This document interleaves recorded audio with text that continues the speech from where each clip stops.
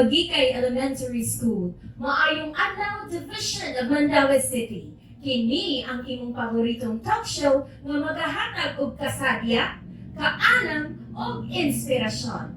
Tara, mag-TV na ta! Sakto yun ka, partner.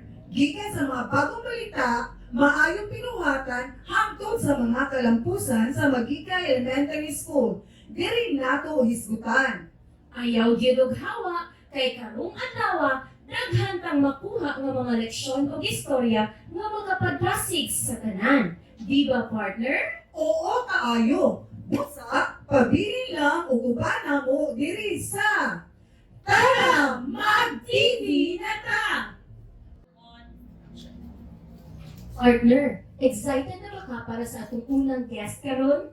Oo, partner. Naginaminang na gani ijud ko, partner. Chika sa tagamay ha, kabalo ba ka partner, nga kining atong guest usa ka inila nga coach sa campus journalism. Dili lang diri sa Division of Mandaue City, kung dili sa tibuok Rehiyon 7. So, dili na nato dugay-dugayon pa. So, let us spread the red carpet of welcome to Miss Rachel and the Carlos. Kumusta, Ma'am Che? Hi Ma'am Jack, maayo man o maayong adlaw pod ka natong tanan? Nabalitaan ako ba? Next month, mo ko na pag-sikihor? Yes Ma'am Jack, para sa Regional Schools Press Conference. Wow, kanindot naman jud anak. But speaking of biyahe, Ma'am Che, can you share your journey as a school paper coach in editorial writing? My journey started with a passion for writing and a belief in the potential of our students. Una, atong gi-identify ang atong promising young writer ug atong gi-nurture ang iyang talent pinaagi sa pagkandak og regular writings workshops na asa tay mentoring sessions and practice exercises. So with perseverance and collaboration, ang atong bata nga gipadala sa kompetisyon nakasulod gyud sa top 5. Ikaw, Ma'am Che, dito jud na ang dunay tay passion sa atong ginabuhat. So akong pangutana. Unsa man jud imong mga strategies sa imong mga estudyante? Ni-focus ko sa pag-hone sa ilang critical thinking and writing skills. So magsugod gyud ta with understanding the current events, analyzing social issues, and practicing articulation of ideas.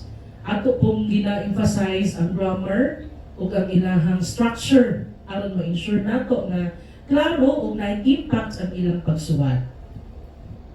Indeed, it's really important to hone the critical thinking skills and writing skills of the writers.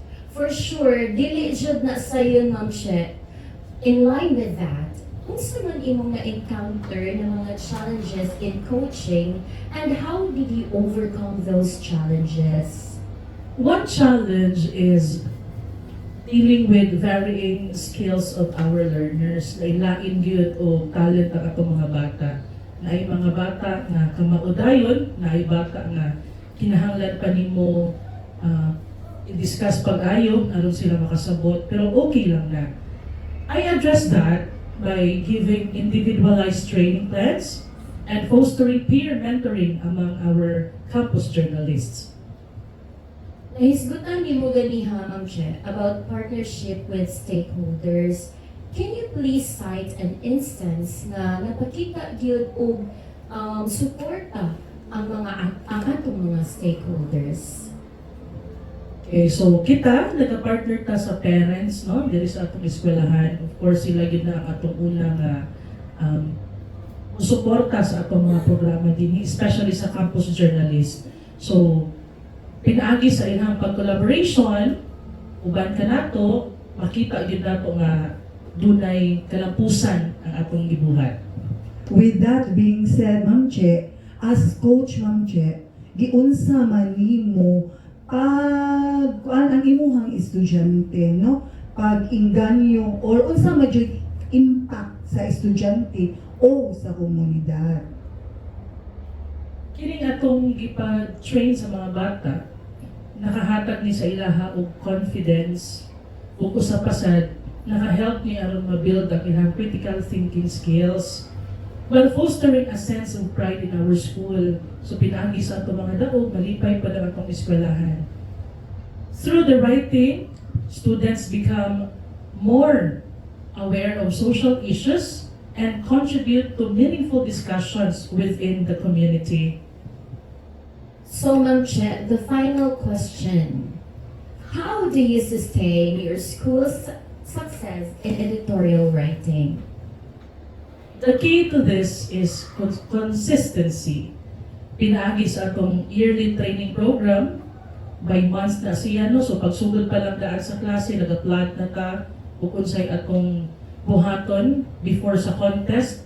Aron, kung iasdan na sila dito, naagyoy madala na medalya ang atong eskwelahan. So, daghan jud tag nakatunan o pagtulunan nga ato nakuha ni Ma'am Che, di ba partner? Sakto jud ka, partner. Ma'am Che, unsa man imong madugang na mensahe para sa atong mga aspiring writers and coaches as well, para mainganyo pud sila o ma-inspire pud nga musuwat og mga articles. Ako ikatambag lang ang believe in the potential of your writers and invest time in their growth.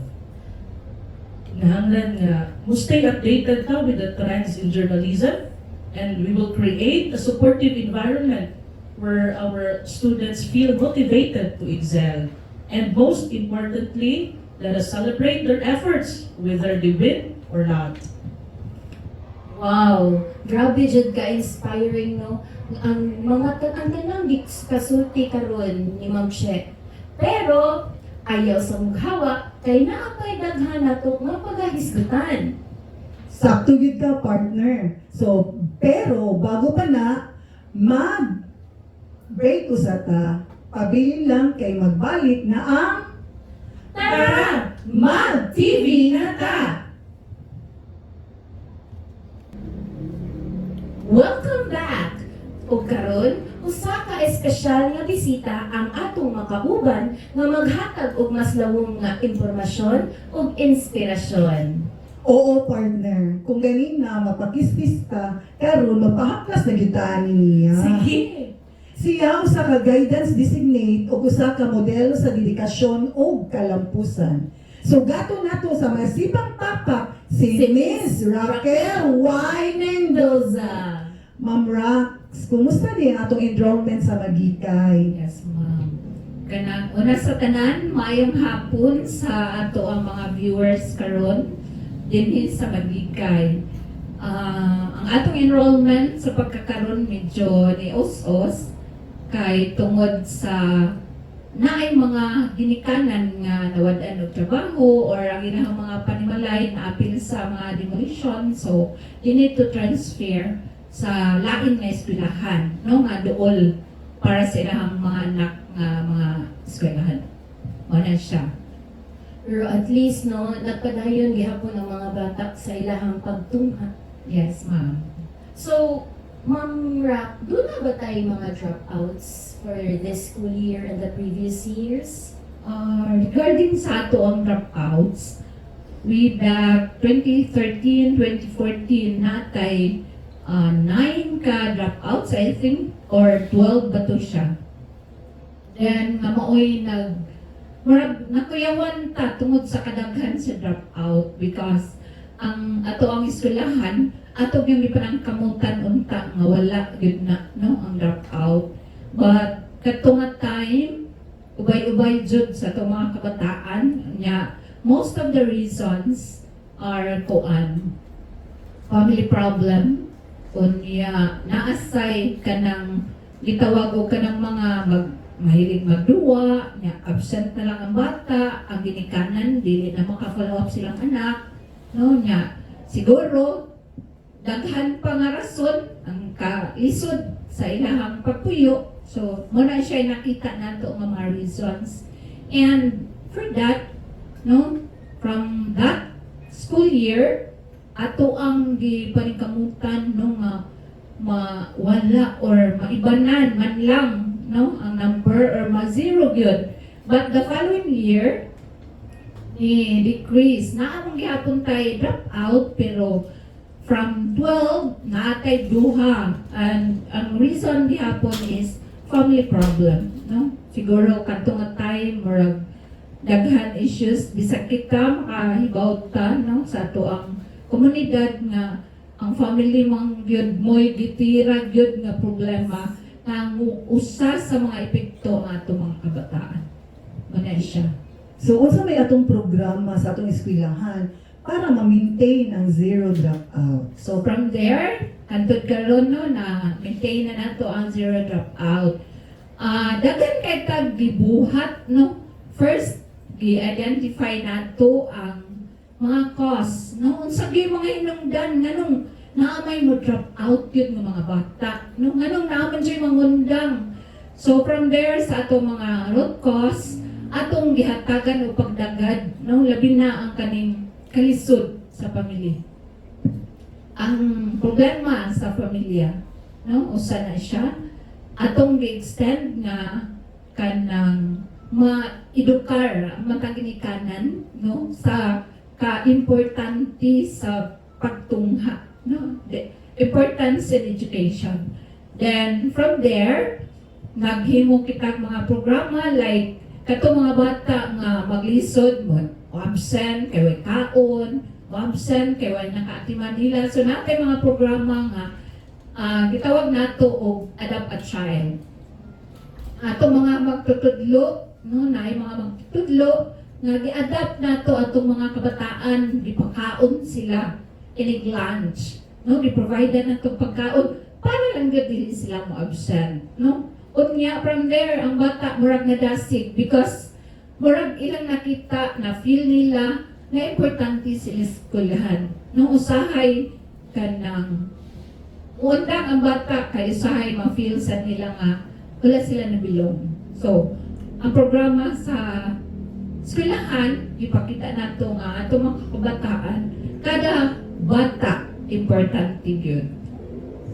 So muna siya ma.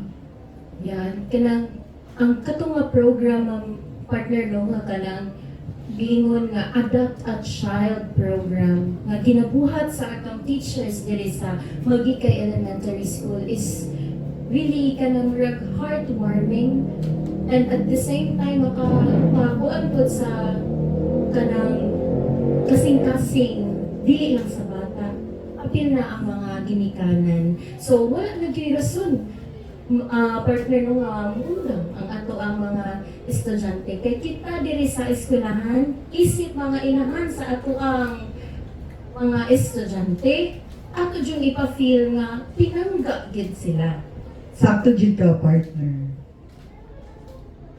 So with that, Ma'am Raquel, what about our stakeholders? Unsa may ilahang involvement aning ato ang pag-maintain sa zero dropout diri sa Magikay Elementary School? Yes, Ma'am Car.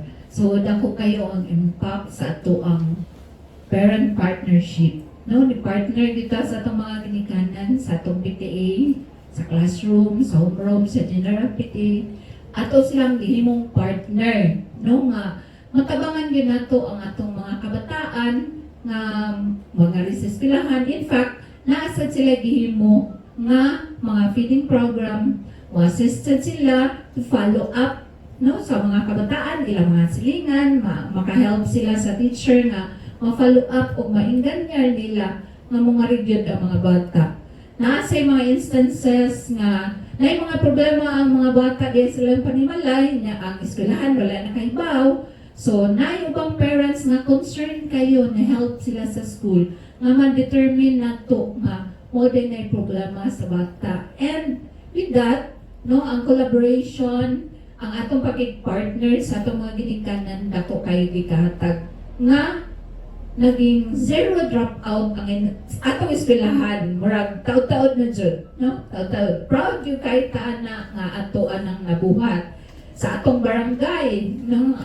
Ang sa education, sa God, no, ilahang usa silahang mga program, ni partner sila na sila programa nga ang ato ang atong mga bata ibalik gyud nga ri sa eskwelahan, no, ni help sila nato to monitor and ni help sa sila nato nga kanang magong bisita no, makadakag og visit ang ilang mga tanod, kuyugan ang atong mga teachers, no? Usana siya kayo nga mapasalamaton sad kayo ang Makikay Elementary School.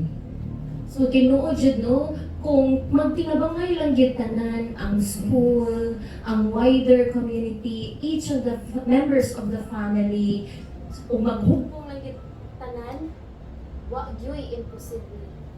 Sakto yun ka, partner. So karon, daghang salamat Ma'am Raquel sa imong pagahin og kaalam og inspirasyon kanamo karon. Siguro ko nga daghan ang nakagtuon og na-inspire gikan sa imong istorya.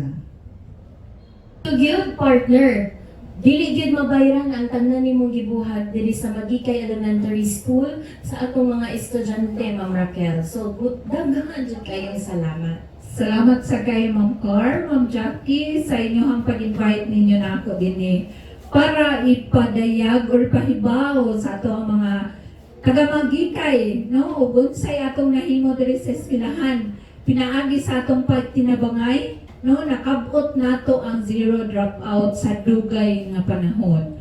No, manghinaot sad mi nga makanunayon ang pagtabang sa atong mga stakeholders sa mga gikanan sa atong mga programs and project na atong implement diri sa eskwelahan. Usa, ayaw sa mughawa, kay mubalik pa ang Tara! Mag-TV na ta! Napatay laing bisita nga magkahatag og dugang kaayuhan ug kasayuran. Break usa ka, mga higala, pero ayaw yun niyo kalimti. Kaya exciting kaayo ang sunod natong istoryahan. Kita-kits dayon!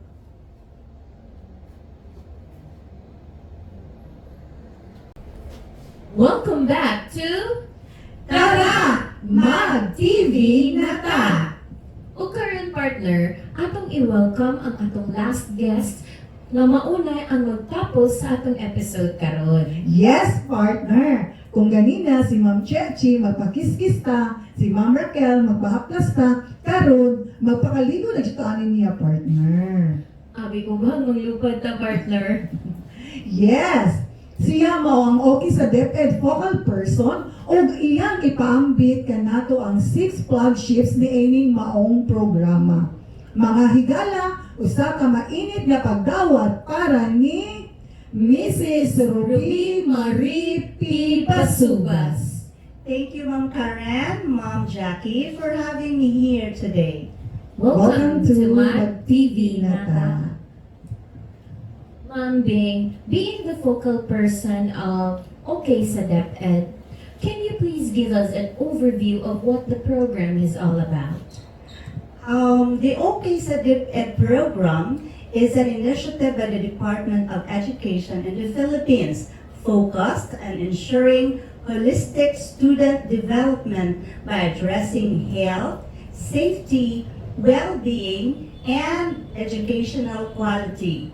Dili lamang kini para sa kayuhan sa atong mga kabataan, kundi sa tibuok komunidad sa atong departamento. Okay, Ma'am Bing. So what are the 6 flagships programs under this initiative?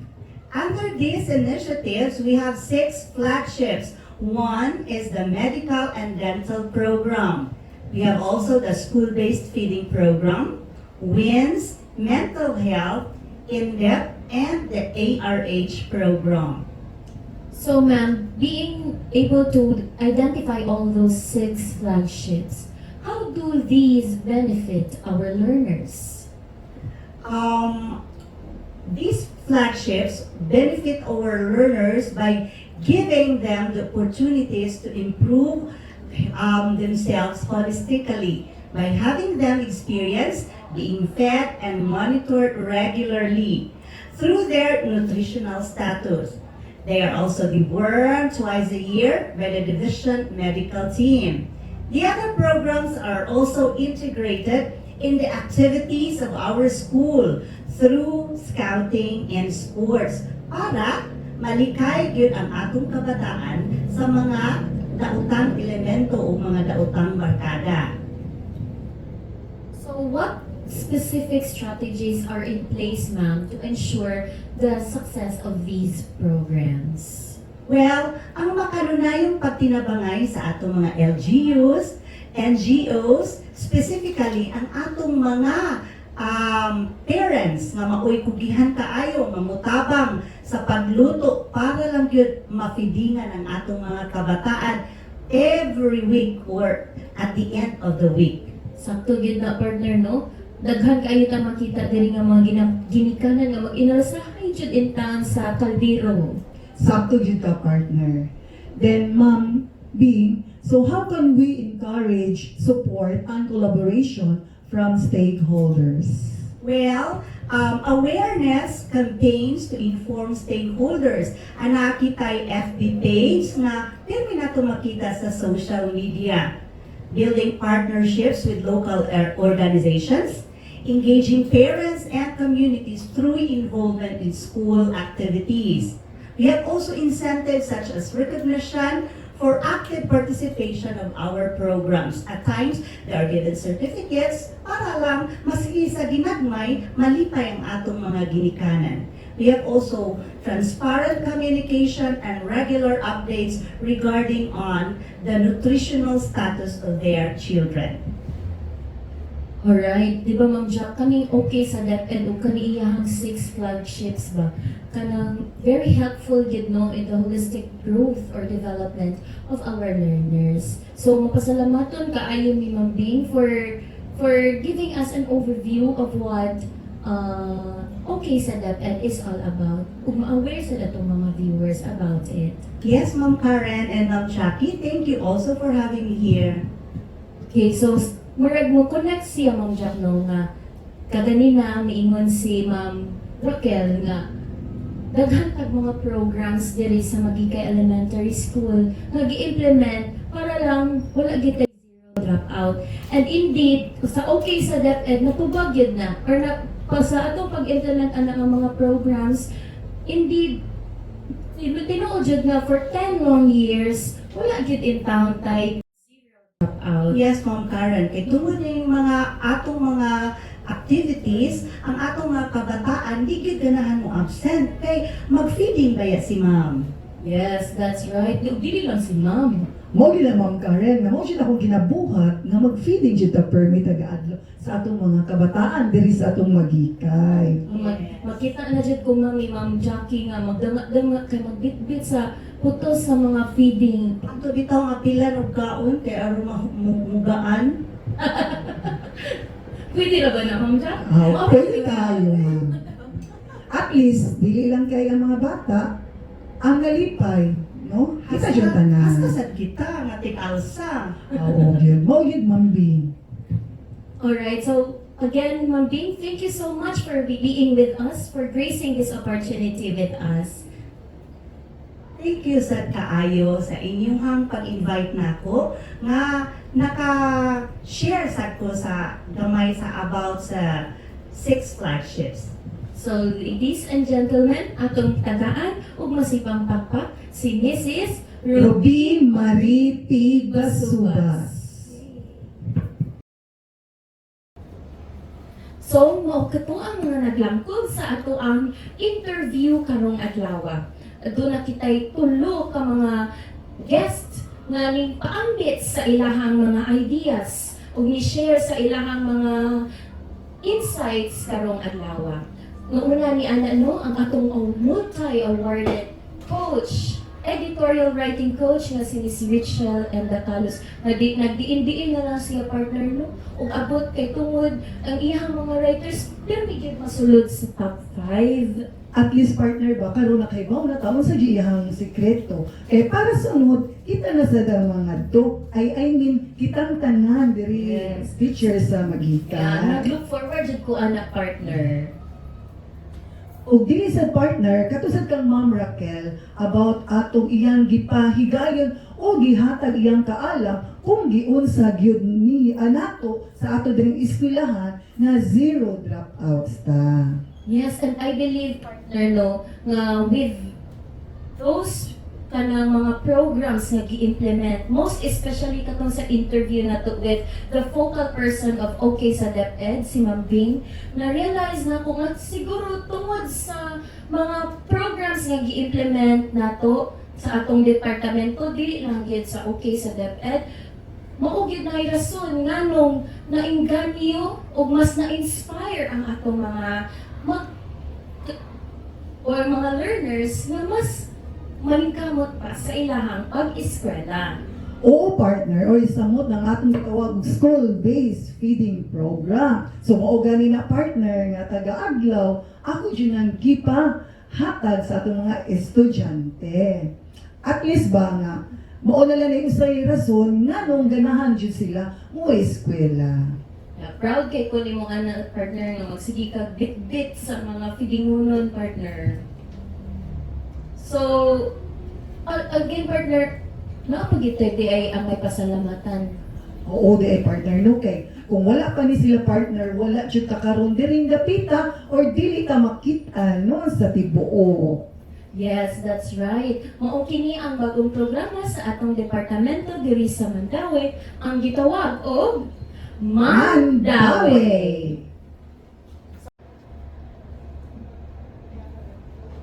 Salamat kaayo sa inyong pag-uban kanamo karong adlaw dinhi sa Tara Mag-TV na ta! Ang ating show nga puno sa kasadya, kaalam ug inspirasyon gikan sa Magikay Elementary School. Ayaw gayud kalimot mga higala sa atong tubong sa Magikay, ang bata magkat-on kanunan. This has been your host, Karen Joy and Gutang. Jacqueline M. Treco, Kita-kita na punta sa sunod nga higayon, diri lang gihapon sa Tara! Mag-TV na ta!